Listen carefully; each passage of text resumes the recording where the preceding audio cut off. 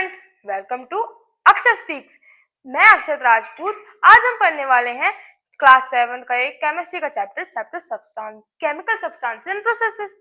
तो हम इसमें ना हमें ज्यादा कुछ पढ़ने की जरूरत नहीं है। आपको बहुत टफ लगता होगा, लेकिन जब हम पढ़ेंगे साथ में तो आपको ये पढ़ने के बाद इसके बाद कभी टफ नहीं लगेगा आपको ये चैप्टर। इसमें हमें बस कुछ टर्म्स याद रखनी है, कुछ डेफिनेशन, कुछ एग्जाम्पल। तो उसमें से पहली टर्म में आ जाती है हमारी मैटर। ये आपने 6th क्लास में भी पढ़ा होगा। Matter is anything which has mass and occupy space. तो मैटर तीन तीन उस स्टेट में डिवाइड होता है। सबसे पहले हो गई सॉलिड, ठीक है, उसके बाद हो गई लिक्विड, उसके बाद एट लास्ट हो गई गैस। मैटर में बस इतना ही है। उसके बाद हम आ जाते हैं एटम्स पे। क्योंकि हमने मैटर समझ लिया है तो हमें एटम्स भी इजीली समझ आ जाएंगे। Matter is made up of atoms. जो यहाँ पे सारा कुछ मैटर है, ये डस्टर, ये व्हाइट बोर्ड और ये मार्कर, ये हर चीज में एटम है। और एटम्स का एक और हम याद रख सकते हैं, atoms is the smallest unit of life. हम एटम्स के अब एग्जांपल कर लेते हैं कुछ। एटम्स के एग्जांपल हो गए N nitrogen, C carbon and O oxygen. इसके अलावा भी बहुत सारे एग्जांपल्स हैं, लेकिन उसमें भी तो हम करेंगे मॉलिक्यूल्स। मॉलिक्यूल्स भी बहुत इजी है, ज्यादा कुछ करने वाली बात नहीं है इसमें। क्योंकि हमने एटम्स पढ़ लिया है तो मॉलिक्यूल्स भी होते हैं। जैसे मैं आपको बस एक बार ऐसे भी बता देता हूँ कि अगर हम पे एक सिंगल यूनिट है तो हम इसको बोलेंगे एटम। अब हमें ये इसमें हमें दो या दो से ज्यादा हो गई तो हम इसे बोल देंगे मॉलिक्यूल्स। तो इसे हम बोल देंगे फिर atoms combined to form molecules. ठीक है, इसके हम एग्जांपल लगेंगे। ये मॉलिक्यूल्स होते हैं दो टाइप के।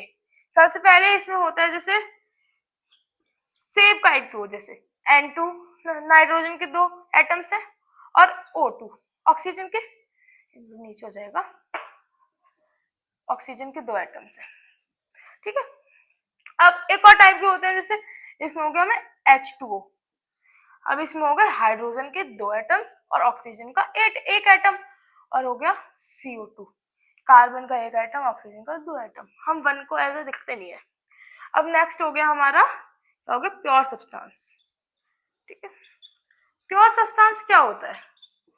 प्योर सब्सटेंस जैसे आपने सुना होगा कि प्योर सब्सटेंस ये सब। तो अब जैसे आप मम्मी या आपकी बहन या आप ही जाते होगे दूध लेने, तो आप दूध या खीर लेने तो आप बोलते हो भैया प्योर है या नहीं है। प्योर का मतलब क्या होता है कि इसमें कुछ चीज मिक्स तो नहीं है। तो अब इसमें भी मतलब यही होता है कि इसमें ये सेम टाइप के एटम या सेम टाइप के मॉलिक्यूल से बनता है। सबसे पहले जो सेम टाइप के एटम से बने उसे हम बोल देंगे एलिमेंट। प्योर सब्सटेंस दो टाइप के होते हैं। जो सबसे पहले जो एटम से मिलकर बने उसे हम बोल देंगे एलिमेंट। एलिमेंट का एग्जांपल हो गया जैसे आपका Fe एलिमेंट। ठीक है, Fe एलिमेंट। अब इसके बाद हो गया हमारा कंपाउंड। कंपाउंड क्या होता है? कंपाउंड भी जैसे एलिमेंट और कंपाउंड में और एटम्स और मॉलिक्यूल में ज्यादा डिफरेंस नहीं है।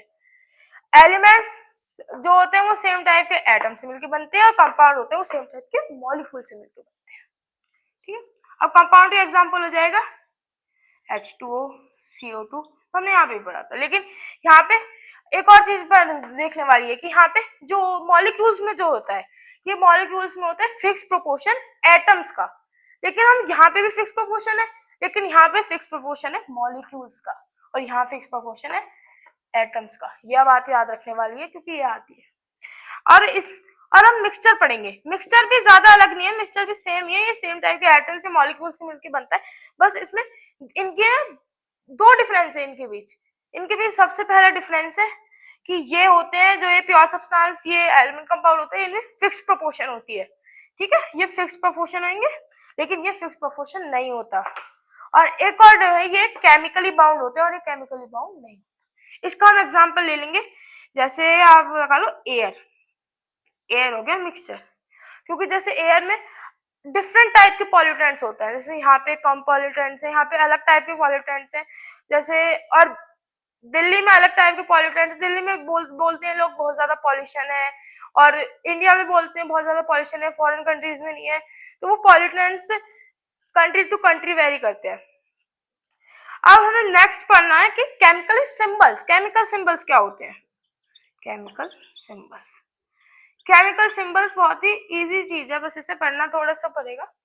केमिकल सिंबल्स क्या होते हैं? केमिकल सिंबल्स होते हैं जैसे जो केमिकल सब्सटेंस होते हैं उस उन्हें बस इजी करने के लिए बनाए गए केमिकल सिंबल। पहले जो हमारे केमिस्ट थे वो पहले के जो हमारे केमिस्ट थे वो पहले के टाइम पे एक पिक्टोरियल सिंबल्स यूज करते थे, लेकिन अब के टाइम पे आ गए इंग्लिश अल्फाबेट्स।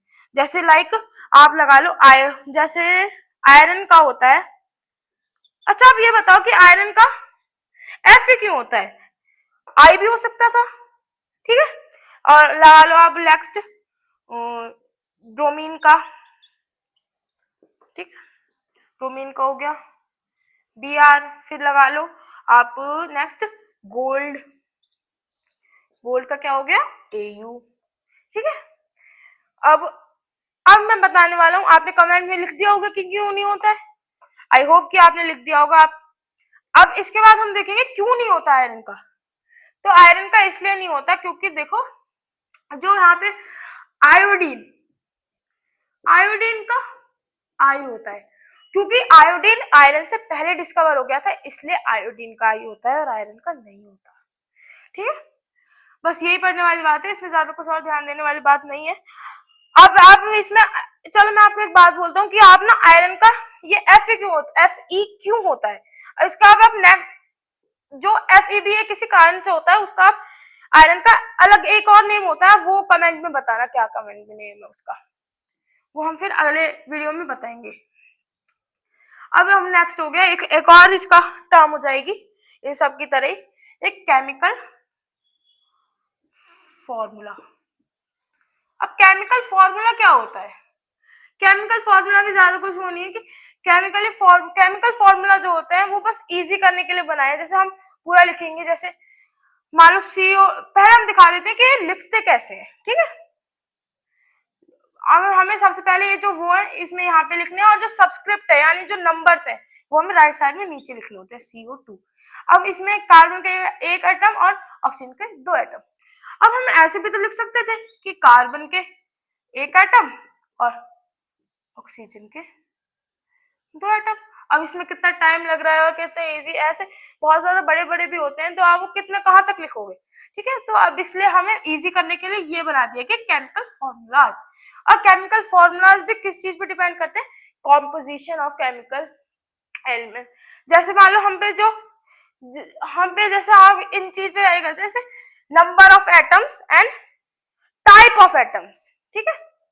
अब हमें नेक्स्ट देखेंगे कि एक और इसका है, जैसे 2 और एग्जांपल कर देते हैं इसके। नाइट्रिक एसिड, नाइट्रिक एसिड क्या होता है बताओ? HNO3, right, HNO3। इसमें क्या हो गया? हाइड्रोजन के एक एटम, हाइड्रोजन का एक एटम और ऑक्सीजन के 3 एटम, ठीक है। और एक और देख लेंगे हम ग्लूकोज। ग्लूकोज तो लिख नहीं सकते थे ऐसे, तो इसलिए इसका हो जाता है C6H12O6। इसमें कितना हो गया आप बताओ, बताओ बताओ। कार्बन के 6 एटम्स, हाइड्रोजन के 12 एटम्स और ऑक्सीजन के 6 एटम्स, ठीक है। बस यही है। इसके अब हमें आगे की भी है बैलेंसिंग इक्वेशंस और आप आयंस, वो हम इसके नेक्स्ट पार्ट में करेंगे। अभी मैं आपको कुछ एक क्वेश्चंस देता हूँ, आप बताना कि आप उनमें कमेंट करना कि उसके आंसर्स, ठीक है। सबसे पहले मैं आपको कुछ वो देता हूँ, जैसे मान लो सबसे पहले सॉइल, ये क्या होता है? एटम, मॉलिक्यूल, मिक्सचर, क्या होता है ये बताओ, ठीक है। सॉइल, फर्स्ट सॉइल हो गया, सेकंड हो गया एयर, ये तो मैंने आपको बताया भी था, अगर आपने सही से वीडियो देखी हो तो आपको पता होना चाहिए क्या था ये। और थर्ड हो गया हमारा सिल्वर, ठीक है। उसके बाद हमारा फोर्थ हो गया वाटर, उसके बाद हो गया हमारा फिफ्थ लेमनेड। चलो बताना आप, ठीक है। अब आपको और आगे का पढ़ना है तो आप हमारे चैनल को सब्सक्राइब करें फॉर पार्ट 2। Thank you.